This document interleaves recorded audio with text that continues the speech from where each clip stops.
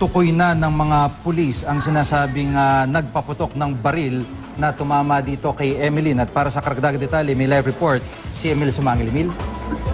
Magandang hapon, Jiggy. Hindi pa rin sasampa ng Malabon Police ang kaso laban sa lalaking nagpaputok umano ng baril na itinuturong pinanggalingan ng balang tumama sa 15 anyos na biktimang si Emeline Calano.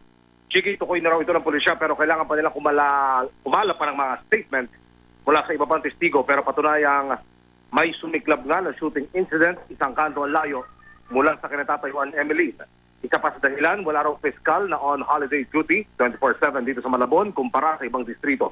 Kasama sa kinukunan nila ng statement, Jiggy, ang barangay Tanod na sinasabing dinaril daw ng lalaki pero hindi tinamaan. Sinasabing posibleng lumigis ang bala at tumama nga ito sa talagita. Gayunpaman, Jiggy, bukas pa rin ang Malabon Police sa ibang anggulo, kabilang na rito yung posibilidad na ligaw na bala o mula sa indiscriminate firing ang balang tumama sa talagita. Nangako silang tutugunan ang hinaing ng pamilya na makakamit ang hustisya at ang katotohanan. Sige.